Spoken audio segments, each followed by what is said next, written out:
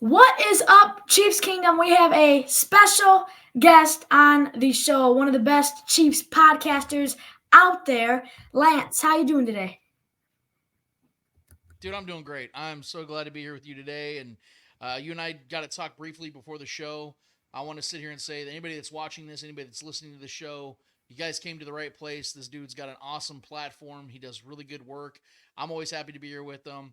And just the growth that I've seen for his channel, I am so stoked for you, brother. I'm so glad this is happening, and I'm honored and privileged to be here with you, buddy. So thank you so much for having me on today, man. Yeah, no problem. It's an honor to get you on the show because I mean you do a great job with your takes. I really, I've seen that a lot of people really do not agree with a lot of your takes, but I don't. I really think you are right a lot of the time. I really love your takes. I mean, uh, when you said I saw that you said you don't think Jarek McKinnon was going to be back. Uh, on one of those tweets, and he responded to it actually. But and everybody was attacking you, saying you were wrong. But I agree. I hate to say it, but I think there's a pretty good chance Jarek McKinnon doesn't return. I definitely think you were right on that one. Uh, your takes are great. That's just what I gotta say about it. I I like your appreciate that, takes, man. but I appreciate that, and I think that's just how it goes, bro. There's always gonna be the negative people out there, and it's okay, man. I mean, that's you roll with the punches. I know you and I have talked about this before, man. You know, you breaking ground and things like that. You're always gonna have adversity. You can't let that slow you down, man, because you know that people care if they have a negative or positive response to what you have to say. That means that you're doing something right. That people care about what you have to say. yeah, that's the truth right there. But let's start with the first question.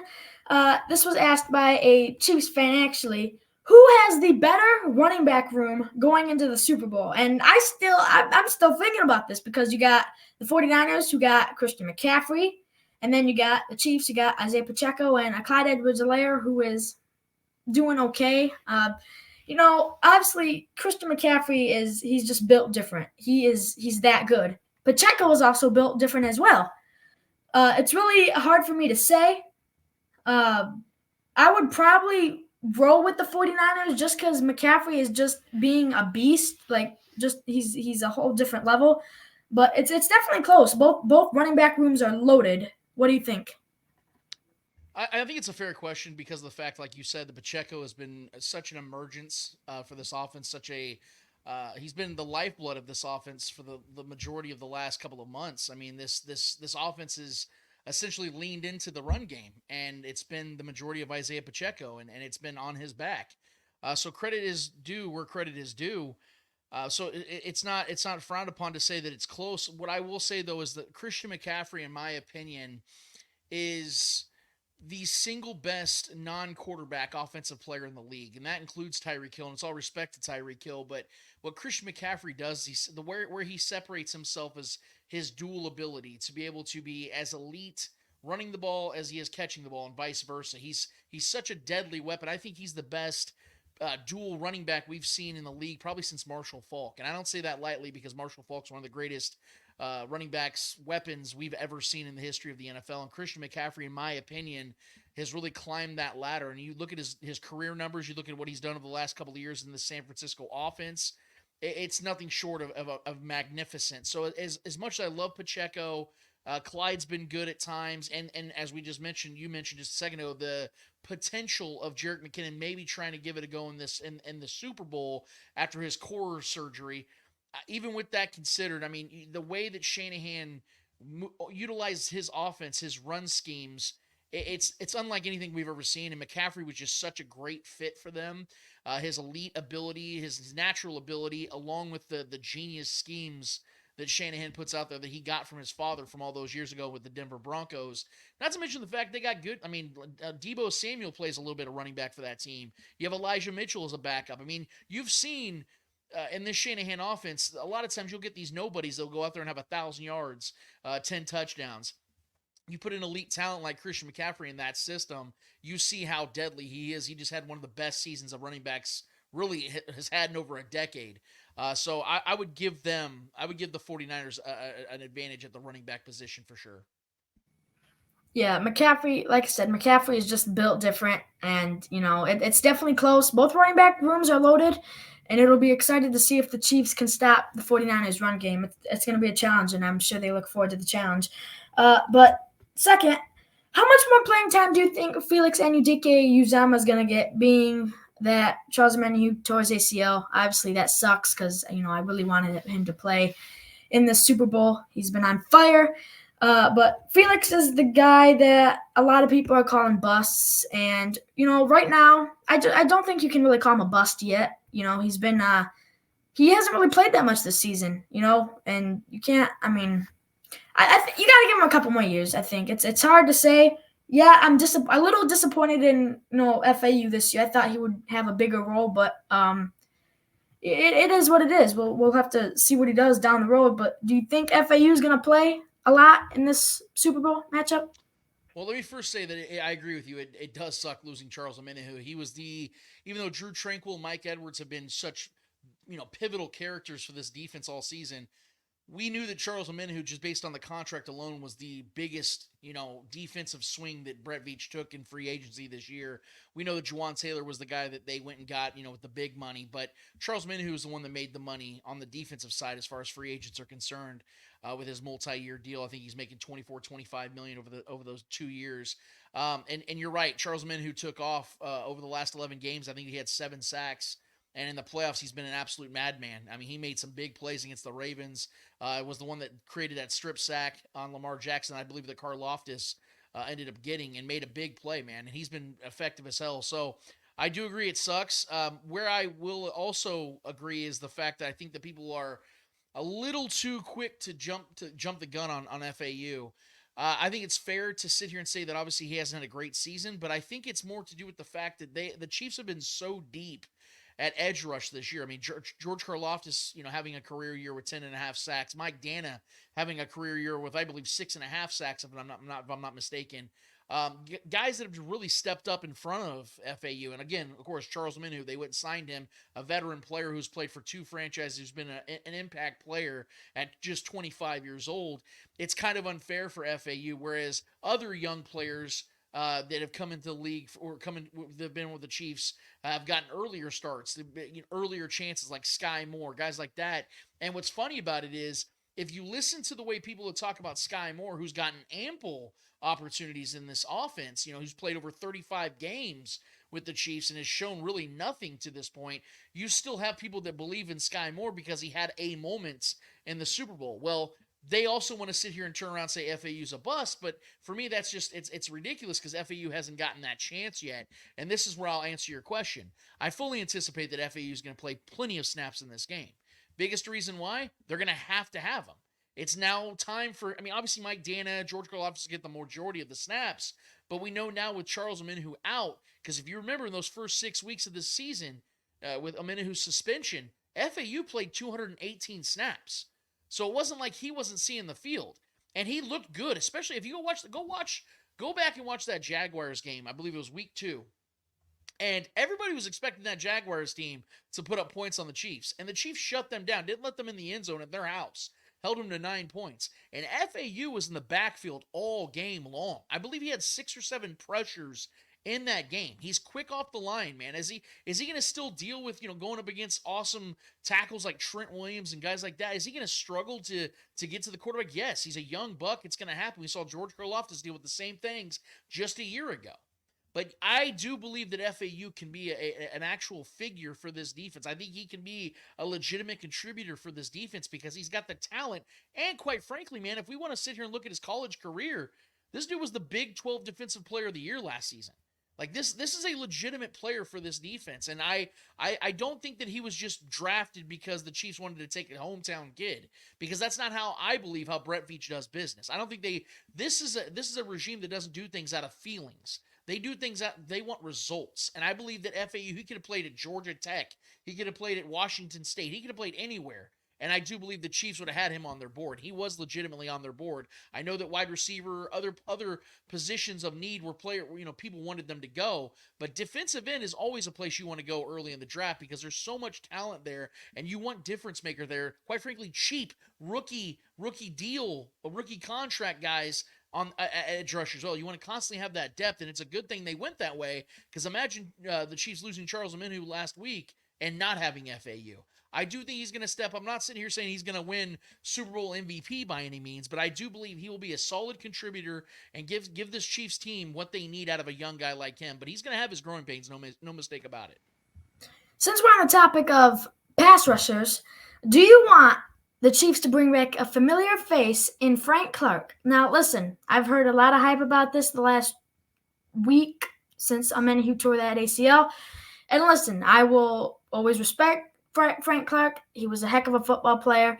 But I think the Chiefs just need to let that go. I think the fans need to let that go for at least this season. Because at least my view on that is at least why bring in Frank Clark? I mean, I know he knows the system and I know all of that, but why bring Frank Clark, a guy that hasn't played on the team all year, and mess up that, that rotation right now? I mean, I'm not saying he couldn't come in here and do something good maybe, but why bring in a guy that hasn't played for the Chiefs in a whole year and let him play in the biggest game of the year? Why do that? And I just think it's time to let that go for at least this year, and to be honest, probably just let it go. I mean, Frank Clark, he's getting up there, and if they want to bring him back in the offseason on a team-friendly deal, cool. But I don't think it'd be smart to bring a guy in that hasn't played all season for the Chiefs to play in the biggest game of the year. What do you think? I couldn't agree more. Frank Clark, I mean, if we're going to be honest here, I think that because, as I mentioned just a couple minutes ago, that this team under, Brett Veach and Andy Reid together, they don't really deal in the feelings aspect where it's, they get attached to a guy sentimentally, therefore they pay them. That's how Carl Peterson used to do things back in the 90s with the Chiefs. And that's honestly because the Chiefs weren't contending for Super Bowls, so they wanted to keep the fans happy. Frank Clark was a fan favorite, but Frank Clark also was a very deadly postseason pass rusher. But we're saying this in past terms because Frank Clark's no longer that player. And I think if the Chiefs felt that he was still that player, we'd already seen them sign him. Not just this last week, but the last time he was available when the Broncos let him go this season. And everybody assumed he was going to be a Chief once the Broncos let him go. But that's not what happened. He went back to the Seattle Seahawks and did really nothing. And it's no knock on Frank, but sometimes guys just lose it. And it's not that Frank is some old player. I believe he's only 29, 30 years old. But you can tell that Frank has lost more than one step, probably multiple steps. He's no longer the player that he once was. And I think the Chiefs, to be honest with you, would have moved on even sooner had it not been more cheap to keep him last in 2022 than it was to get rid of him in 2022. So they kept him not just because he was still had some juice left and he played well in the 2022 playoffs, but it's because also it made more contractual sense to keep him on the roster than to let him go and eat that dead cap and the cap hit that he had on his contract still. So all respect to Frank and what he did for this team and the time he did it, but that time's gone, man. This team, like I said, they went and got Charles Omenihu, who was Frank Clark's replacement. They kept Mike Dana. Obviously, they drafted George Karlaftis 2 years ago, and then they draft FAU this last draft class. Clearly, the Chiefs had a plan in place at that position, and that plan didn't include Frank Clark. I think it's time that we all accept the fact that he had his time, and he will forever be remembered. He will be in the Chiefs Hall of Fame, in my opinion. He'll bang the drum. He'll do all that cool stuff, but the time of him being on the field with the Chiefs is over. You heard it here, Kansas City. It ain't happening. I'll bet money it ain't happening, at least this year. And I really don't think it's going to happen ever. I mean, Frank Clark, it might be time to hang up the cleats. But the third one, Brock Purdy. Young quarterback. In my eyes, he is a system quarterback. That's at least my eyes. Some people would say no. I feel like a lot of people do agree with me, think he is a system quarterback. He played the Ravens, and they absolutely got slaughtered. Now he's going to play the number 2 defense in the league? Number 2 scoring defense, correct. And I think the exact outcome that happened in the Raven game, I think that's going to happen for them in this game because the Chiefs think our defense is better than the Ravens. I think that's a little biased though I'm a Chiefs fan, but I think Brock Purdy's gonna have a rough day. I think he's gonna have a welcome to the NFL moment, and I think he's gonna I think he's going to throw around 2 interceptions. I just have that gut feeling. I think he's just going to have a bad day. The pressure's going to be in his face. Do you think Brock Purdy chokes in this game? Do you think he's a system quarterback? You think it's going to be a rough time for Purdy? Well, let me answer the system quarterback question first because I think it sets up everything that we're talking about when it comes to this matchup. Obviously, that's become one of the biggest topics in NFL, water cooler debates and things like that amongst friends, peers, all the way up to the national level of sports talk shows. What I'll say is this, man. I think it's very simple, and I think we complicate simple conversations sometimes. Clearly, Brock Purdy is a system quarterback. Now, people say, well, every quarterback is a system quarterback. Although that might be true because every player has to play within a system, no quarterback is created equally, and you can tell the absolute difference between a Patrick Mahomes, Josh Allen, Lamar Jackson to a Brock Purdy. And it's not a knock on Brock. Like, Brock does fine within the scheme that Kyle Shanahan puts in front of him, but we've seen the difference between, Patrick Mahomes, Lamar Jackson, and Josh Allen have to improvise. They have to do an off-schedule throw or an off-schedule run. Those are things that they're elite at. They can make the differences. That's why those guys are making the money they have. That's why those guys have the playoff success they have. Brock Purdy was brought into a system that was perfect for any quarterback, really, because we remember, and this is the thing that people have to remember, because I think that we like to pretend like things don't happen sometimes. We saw this same 49ers team just 4 years ago go to the Super Bowl with Jimmy Garoppolo, who no one in their right mind would call a franchise quarterback, let alone an elite quarterback or anything other than just a system guy. But this team was able to go that route. Now, I do believe Brock Purdy's a better quarterback as far as ability than Jimmy Garoppolo, but we can't sit here and pretend as if this team didn't win 5-6 playoff games with Jimmy Garoppolo before Brock Purdy. Why do you think that the 49ers went and drafted a guy like Trey Lance? Because Trey Lance had those intangibles, that skill set, and we'll still see what he's made of. He's still very young. I think he's only 23 years old. He's with Dallas right now. But there's a reason why the 49ers swung so heavy on a quarterback with that type of skill set, because they knew in order for them to start building a potential dynasty, they're going to need to have a difference maker at quarterback. So Brock Purdy, the reason why he's the quarterback right now is for a multitude of reasons. Jimmy Garoppolo's body fell apart. Trey Lance didn't translate into that system. And now he was what was left, and he does his job. He's a very basic throw to the open guy, wait for the guy to come break open in space and hit him. He is accurate. He can throw downfield. He's a smart, intellectual kid. He's not a bad quarterback by any means, but I think we all can admit and acknowledge the fact that this is the perfect situation for a guy with his limitations. And if he was literally anywhere else, if he was in like even Kansas City, and we all love Andy Reid here. He's the brightest offensive mind ever, maybe the greatest coach we've ever seen when all is said and done. But with the limitations at wide receiver, with Travis Kelce in and out of the lineup, do we honestly believe that Brock Purdy would have led this Chiefs team to the playoffs? Do we honestly believe he would have taken them to the AFC Championship and beaten the Baltimore Ravens in Baltimore? No, because to your point, you saw him get smacked around with a complete roster and maybe the most skilled offense in the NFL around him. And he got smacked through 4 interceptions in that game. So yes, he's a game manager, and he's good at it. And that's about what he is. I don't think he's ever going to be an elite quarterback in this league. I think he's a guy that's going to rely on the skill sets and talent that surrounds him. That's just honestly how a lot of quarterbacks are in this league. That's why you have your special guys that are making $50 million a year like Patrick Mahomes. When it comes to this matchup, I think it's very simple because you make a good point about the whole Ravens comparison. But see, the Ravens, they did something that was very interesting. If you go and watch that game again, they were applying pressure on Brock Purdy, unlike most of other games that they like to do. A lot of times the Ravens like to sit back. They like to play that zone coverage.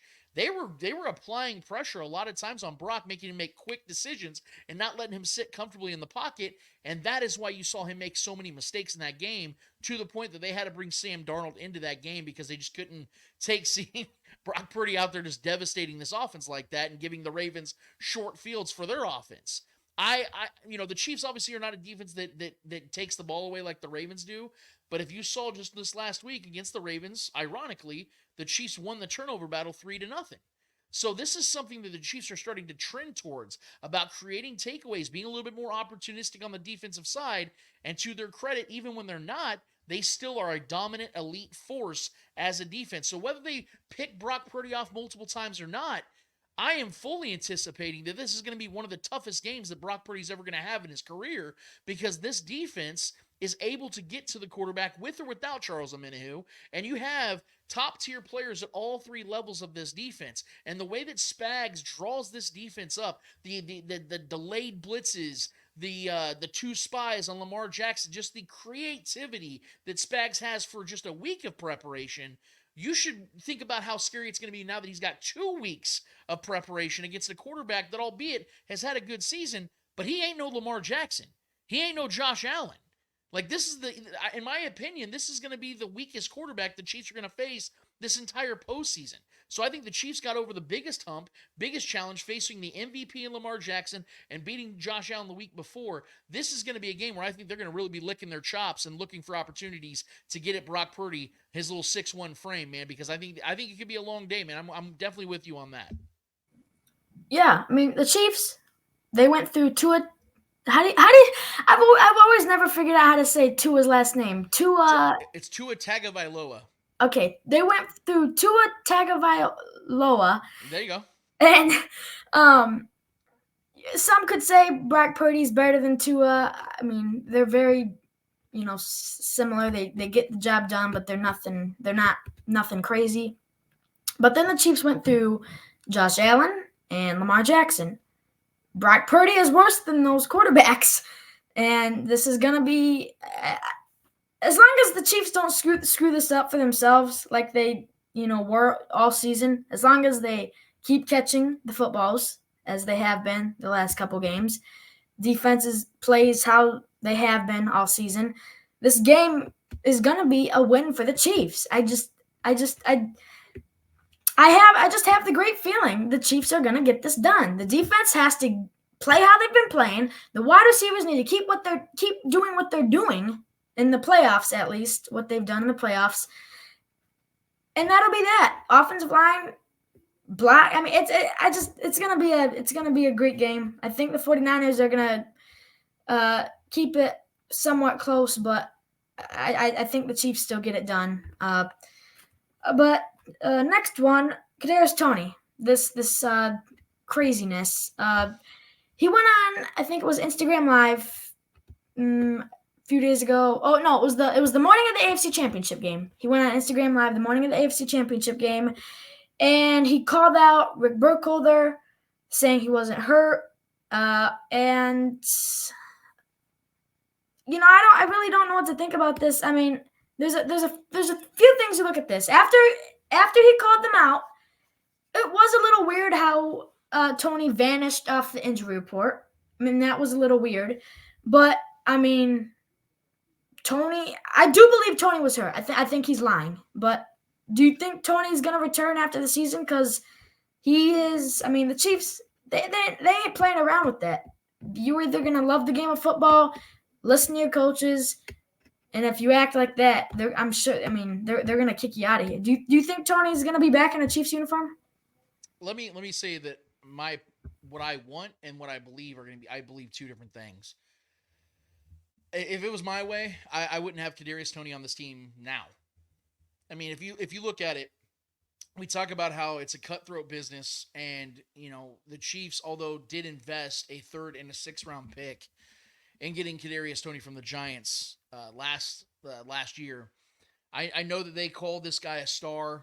He was one of the reasons why they justified in themselves of not going after a DeAndre Hopkins. Like, I was banging the table all offseason about going and getting a difference maker. They said it's because of this guy who they deemed a star. And he's been the complete opposite of that. He's cost this team multiple games this season. I really believe if Kadarius Toney would have never played a game and this team stayed the same, if they didn't add another wide receiver and Kadarius Toney just simply didn't play, I do believe this team would have a better record right now, because that's how bad he's been for this team. He's been a net negative for this team. He's cost them multiple games, like I said, and he has been injured. That's the least shocking part of all this, is the fact that he's been injured. And the thing I said going into this offseason is that I can't trust this guy mentally, because we saw when the Giants fans were in his DMs, and he was just chattering back, and letting them all get in his head. Although it was very, sophomoric of these Giants fans to do that, it was even worse of a look for him, Kadarius Toney, to chime back instead of just ignoring the noise. And that made me question whether this guy had the mental fortitude and being a wide receiver one in this offense for a team that's trying to build a dynasty here.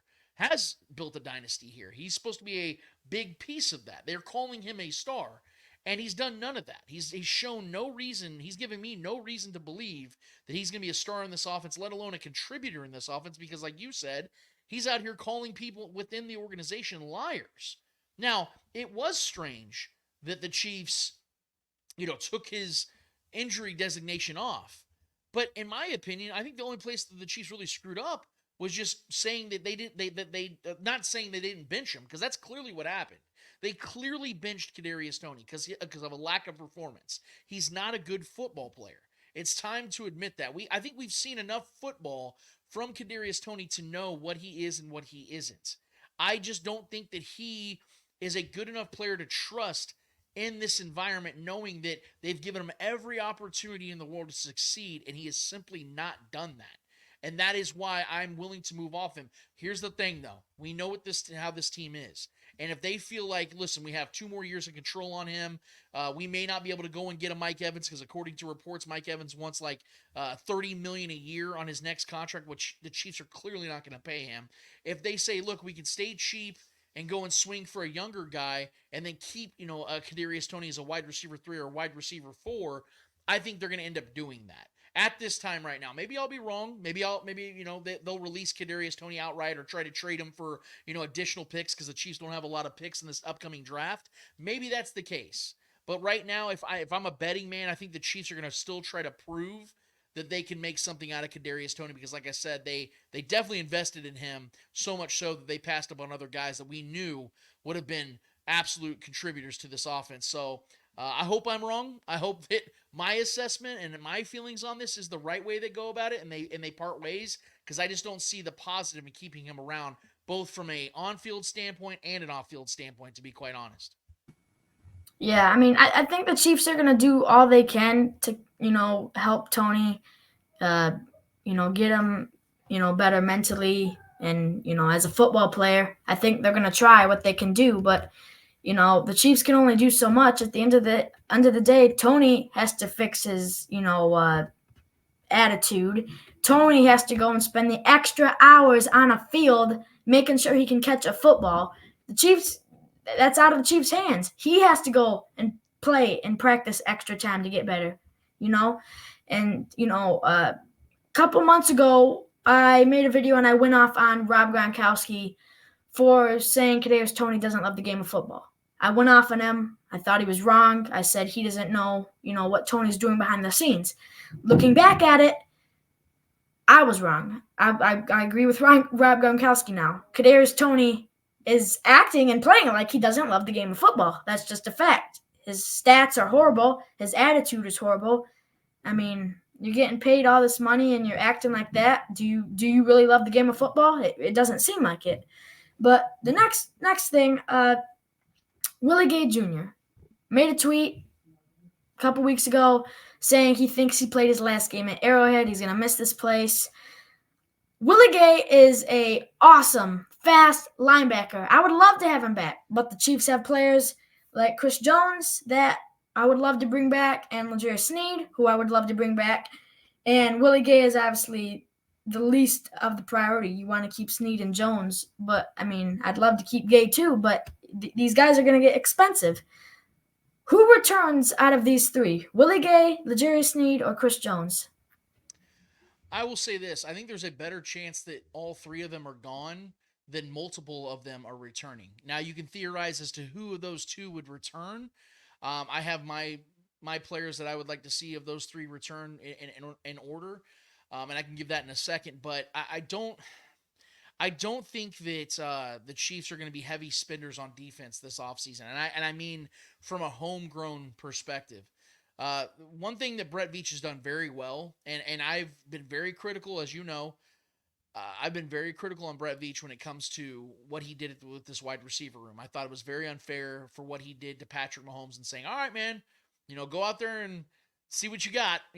I just thought that was extremely unfair to put that on Patrick Mahomes and putting even more onus on an aging Travis Kelce, who's still great, but he's getting older, and I didn't like that. But one thing that Brett Veach has done an incredible job at is drafting defensive players, which is a big reason why I've not given up on FAU as well.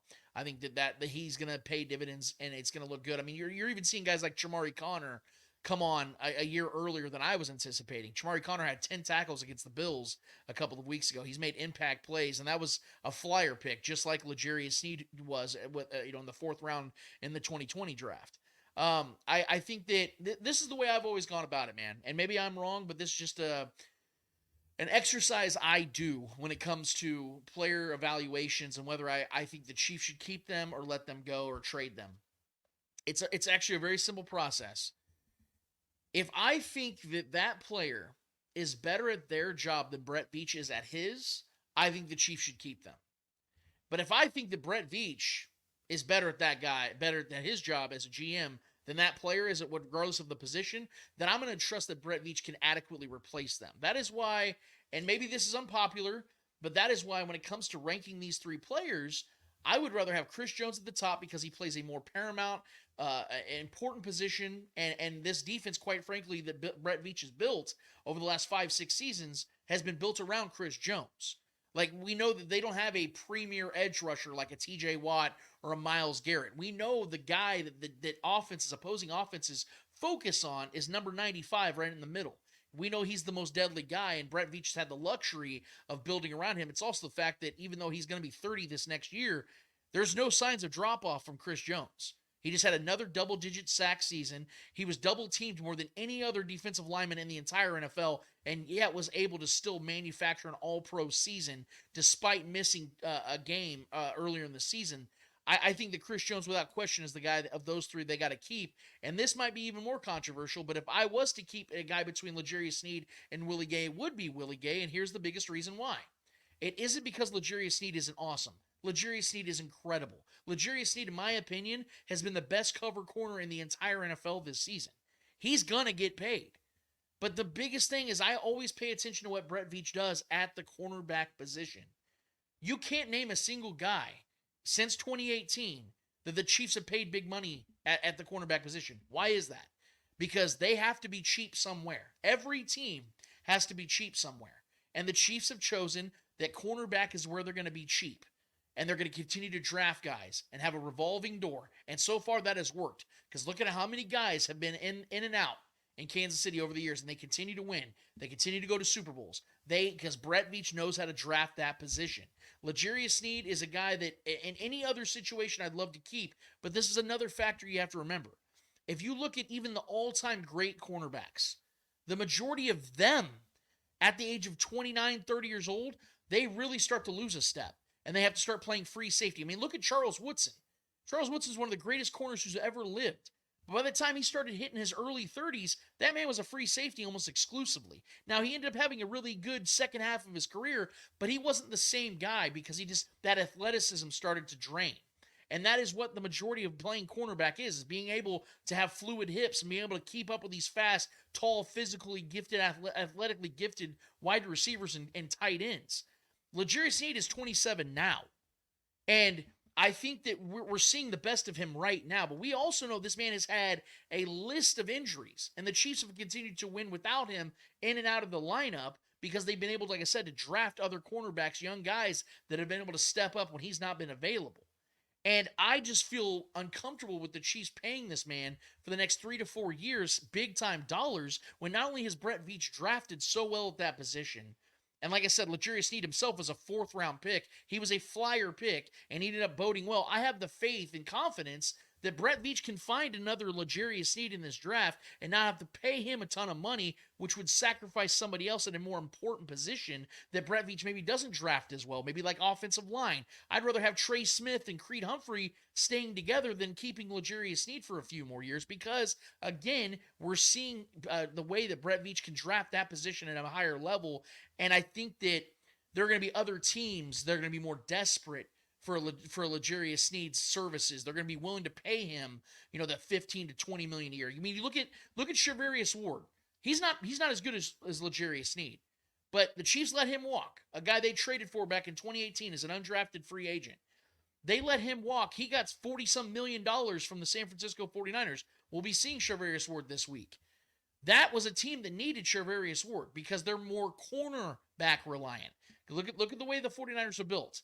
They're not built around a top 5 quarterback like the Chiefs are. So you get what I'm saying? Like, they're able to go and spend at that position because the Chiefs have a quarterback that's worth $500 million. So they had to, the Niners can afford to pay that kind of money. That's what you're going to see for L'Jarius Sneed. There's going to be a team out there that's going to be willing to spend an exorbitant amount of money because they're going to need him more than the Chiefs are going to need him, because the Chiefs will continue to win with or without L'Jarius Sneed.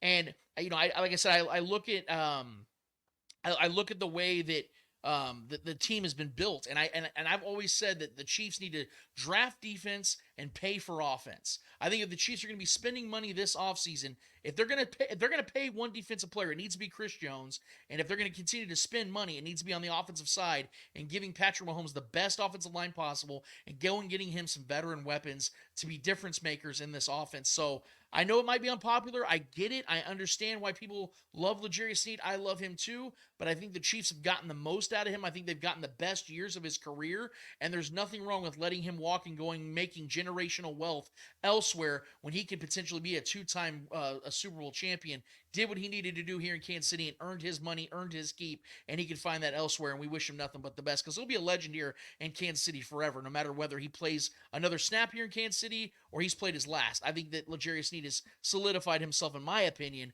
as a Chiefs Hall of Famer. Yeah, you worded that very well. I never thought of it that way because I was saying bring back Chris Jones first, then L'Jarius, and then Willie Gay's last. But you worded that really well. Where now, man, I'm the same as you. I never thought about it that way. That was you worded that really well. But yeah, I wouldn't mind L'Jarius being back, but I mean, if they brought him back, I would want it to be on a team friendly deal, just because the reason you just said. And I don't want to interrupt you, but just to your point, if they could get him on a team-friendly deal, that'd be great. I just don't think that's a reality because of how great he's been this season. And I feel that if the Chiefs were going to pay L'Jarius Sneed, because you remember how this offseason went. Remember how chaotic this offseason was about, what are they going to do at wide receiver? And then what was the biggest story on the defensive side? Are they going to pay Chris Jones? And that whole thing was going on all offseason, all the way into week 1 of the regular season. How many times did you hear about the Chiefs potentially paying L'Jarius Sneed? There was no news. We had heard that they, had preliminary discussions. But that's literally no different than you and I saying, hey, man, you ever think about maybe down the road you want to join forces? Like, oh, yeah, that'd be cool, man. That's called preliminary discussion. That doesn't mean that we actually agreed to anything. It was just us coming up with an idea, and it sounded good. So I'm sure that L'Jarius Sneed's representation and the Chiefs have had, preliminary discussions as far as, could we potentially have a contract in place? Sure, we value you. You like being here. It makes sense. But that doesn't mean he's an actual priority to get done because, again, if he was, I would like to believe and tend to believe that they would have already have gotten a contract done when he was cheaper, because now that man is going to be buku rich. Whoever pays this man is going to have to pay a ton of money to him and a ton of guaranteed money because this man just earned every single cent. And again, while the Chiefs also didn't pay him, they've drafted 5 cornerbacks in just the last 2 drafts. So why would they draft that many corners at the position he plays and not pay him if he was a guy that they said, nope, no matter what, we're paying L'Jarius Sneed? To me, it just doesn't add up. Brett Veach is very intentional with how he builds rosters and how he goes about things. And for me, I think the writing's been on the wall for a couple of years that L'Jarius Sneed is not a long-term answer for the Chiefs, at least in Brett Veach's eyes and the way I've seen it as well. And that's when people come on my show, that's what I tell them when we're talking about L'Jarius Sneed. Veach has drafted Jalen Watson, Joshua Williams, Najee Johnson, Chamari Connor, all these great guys that are actually doing really well. Why draft that many, if you weren't going to get rid of L'Jarius Sneed? I mean, yeah, I would love to see him back, but, he knows he can go somewhere and get a lot of money. And, I think that's what he's going to want to do. But the last thing, let's get these Super Bowl predictions in. Let me see what I said. So I said, what did I say? What did I say? I said the Chiefs were going to win 30-23. The reason for that is, I mean, I think the offense is going to have a pretty good day. I think they're going to be able to score some points, and I think Brock Purdy's, like I said earlier, I think he's just going to have a rough time. I think he's going to choke a bit, and I think the Chiefs are going to be back-to-back Super Bowl champions for the first time since the Patriots did it back in what was it 1999 or something like that? 2003 and 2004. 2003, 2004. So, what are your predictions for this awesome Super Bowl 54 rematch? Well, I don't have a score yet because obviously we'll have the Spoken podcast on Saturday at 11 a.m. Central Standard Time. You guys can find us on YouTube as well. We do a live stream. But what I will tell you is this. I'll give you insight on how I'm confidently picking this game. The 49ers shouldn't be here. Period, point blank.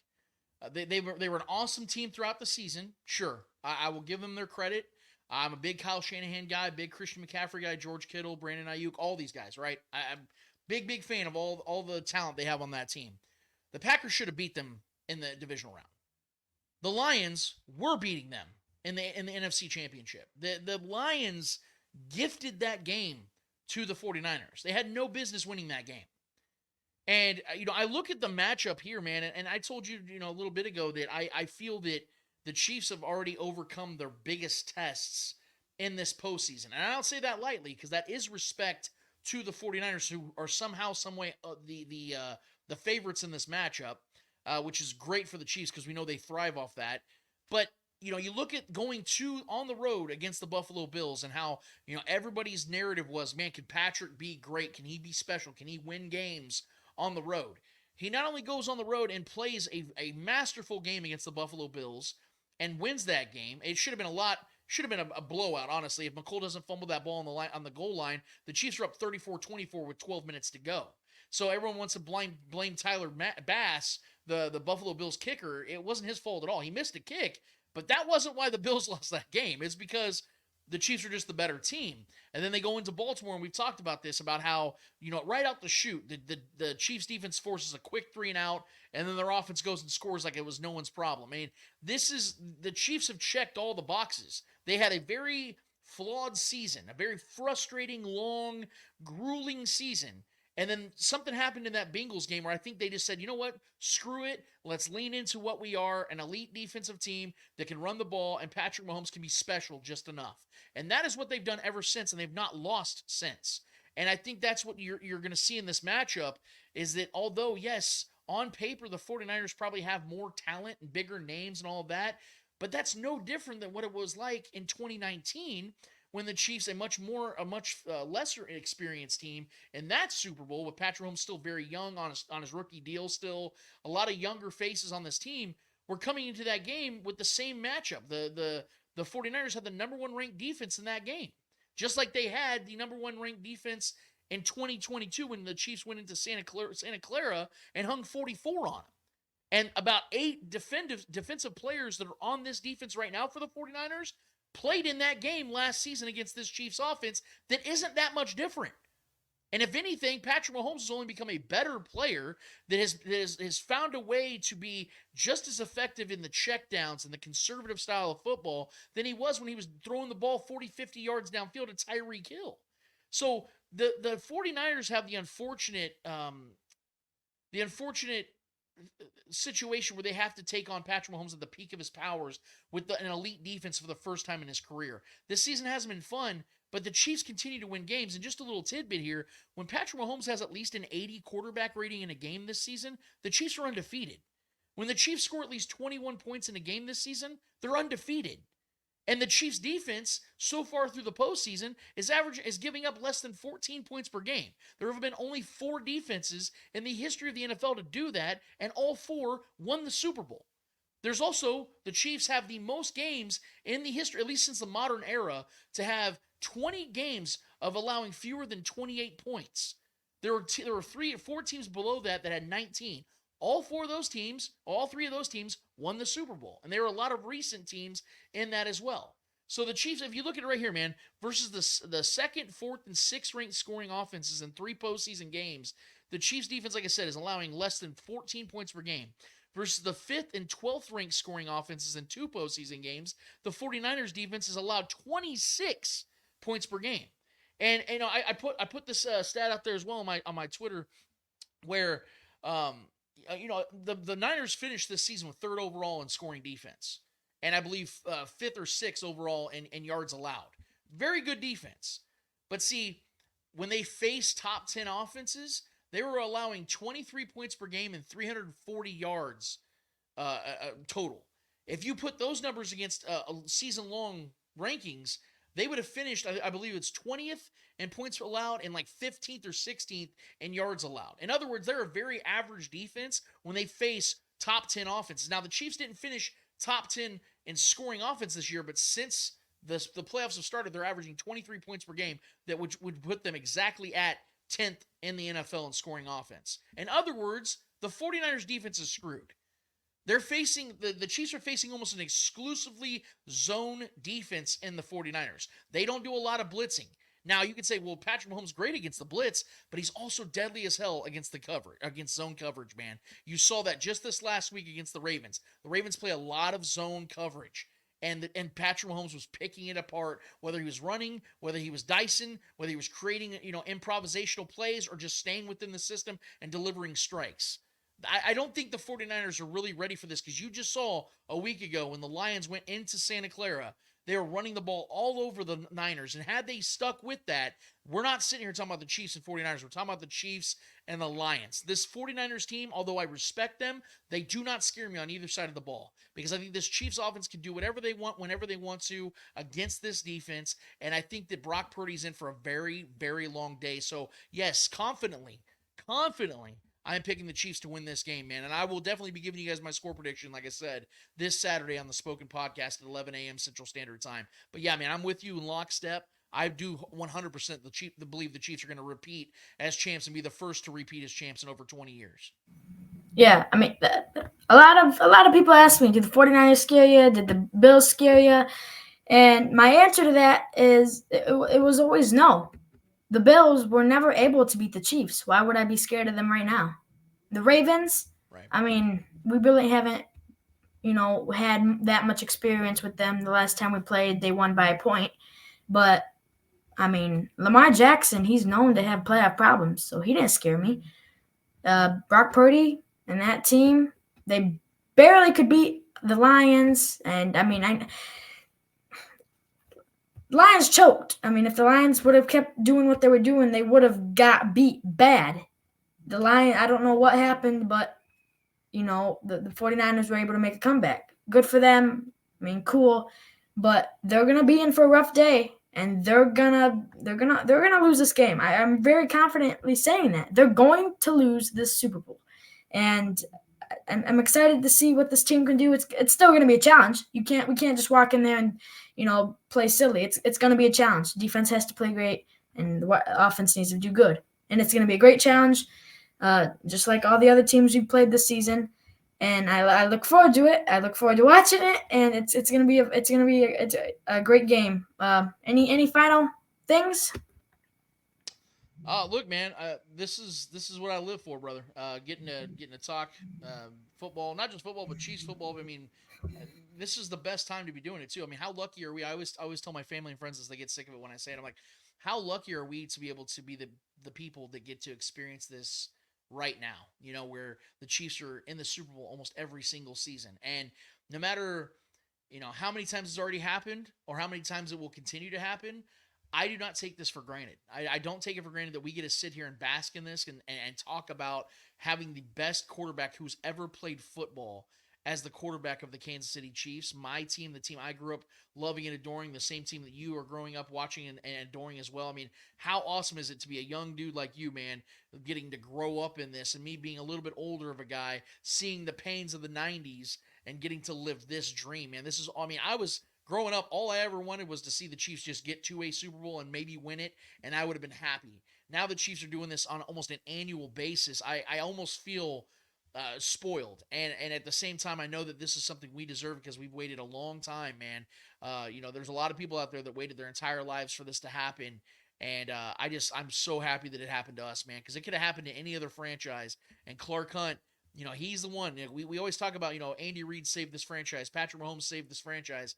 Well, neither one of these guys are here if it wasn't for Clark Hunt. As soon as, because I posted this week about how on New Year's Day, or New Year's Eve, sorry, New Year's Eve of 2012, the Philadelphia Eagles fired Andy Reid. On January 7th of 2013, Andy Reid was announced as the Chiefs head coach. And that's a week's time from the time he was fired from another team to when the Chiefs brought him, already announced that he was the head coach. So you knew they already had agreed to it a couple days before that, before it was announced. So Clark Hunt is the one that we got to give a lot of respect and thanks to, because he's the one that changed the trajectory of this franchise, because this was always a good but never great franchise. It always just won 9-10 games and stayed out of the way. Now this is the class organization of the NFL, the greatest sports organization in the entire world, and it's looking really good, and it's going to continue to look good. So the fact that we get to sit here on your show, I get to do my show, it's that much more fun to do it, because we're talking about a team that on a perennial basis is contending for Super Bowls, which is everything and anything and everything a sports fan could hope for. So, man, I'm grateful. I appreciate you letting me on your show to run my mouth a little bit, because this is what I love to do. This isn't work, it's fun. We get to talk about sports, man. I mean, how much better could it get, man? So I appreciate your time and letting me be on here, man, with you. And I wish you nothing but the best and the success that you're having on your channel, brother. To hear the growth that you're having, it's not a shock to me, because you have a great thing going. Just keep that going, man. That's the only advice I'll ever give you, is don't let anybody stop you or hinder you or discourage you from doing what you're doing, man, because you're doing a great job. And I'm privileged to play a small part in the growth that you're having, man. So keep going. Yeah. I mean, it's going awesome.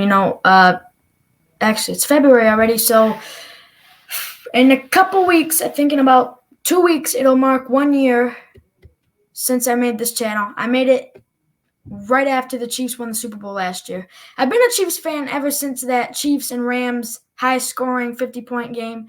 And a lot of people also ask me this: you're a bandwagon? Are you bandwagon? You just made this channel last year.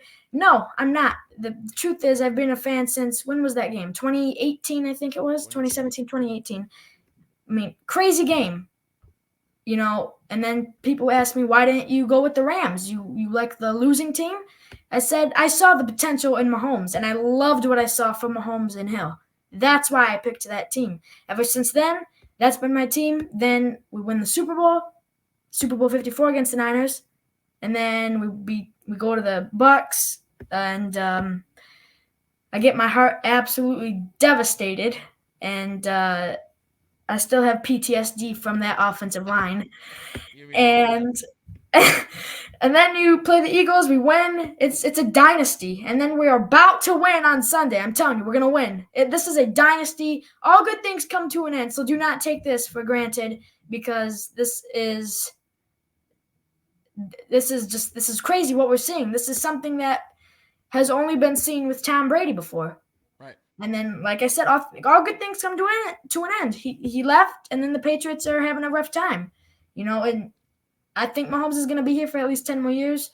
But let's enjoy these years that we have Patrick Mahomes and Andy Reid and Travis Kelce, because this is a dynasty in the making. And I'm just excited to see how many more rings this team can get. Absolutely, man. That was well said. That was well said. And don't, just for the record, everybody likes to chime in on the whole bandwagon discussion. I will say this. Being a kid from Kansas, we didn't have an NBA team, at least since I've been alive. The Kansas City Kings used to be here, but they moved in the mid-'80s. And, I loved Michael Jordan growing up, so I followed Michael Jordan. And then LeBron James came around, and I started following LeBron James. And look, man, I think we all, to a degree, are bandwagon fans, and even Chiefs fans. We're loyal to this team, but trust me when I say there's a lot more of us Chiefs fans that are watching a lot more attentively than we were back in the 2010s and the 2000s, and even some of those late 90s teams. I think that a lot of us are much more enjoying this. So don't even apologize to anybody, brother. You're a fan of who you're a fan of, and keep running into that, man. Like you said, you got success it's working for you. You got a great YouTube presence, man. Keep it going, dude. Enjoy it. Have as much fun as you possibly can, man. Yep.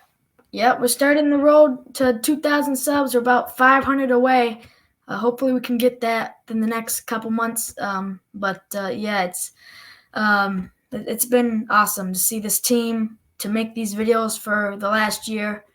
It's been a journey, fun, exciting, and then it's been awesome. But anything else?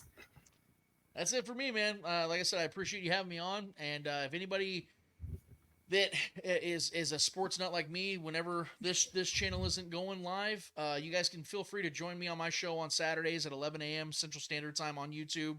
It's the Spoken Podcast. We have a very similar show to this, where we just have a very we break down what we're seeing in each matchup, what we're predicting, and we have a lot of fun there. We also chime in on live as well. If you guys want to chime in with us on the chat, you guys can feel free with that as well. We do that every single Saturday. So that's what we do. And we've been doing that now the Spoken's been around for 13 years, but the YouTube side of things has been around for only a couple. So we're still growing ours as well, man. So we appreciate anybody that wants to come and join us as well. Because I look at it as a community. I don't look at your show as competition. I think we all can eat out here and we all can enjoy, breaking down and digesting Chiefs content. So let's all do that together, man. But otherwise, that's it for me, man. I appreciate you having me on, and whenever you need me to come back out, man, you let me know, okay? Yeah, I mean, thank you for coming on, because I mean, you got stuff going on. You got your own show, and you're an adult. You got way more stuff than me, more responsibilities. So thank you for making the time. With that being said, Chiefs Kingdom, like, share, subscribe if you want the Chiefs to beat the 49ers on Sunday. And with that being said, peace out.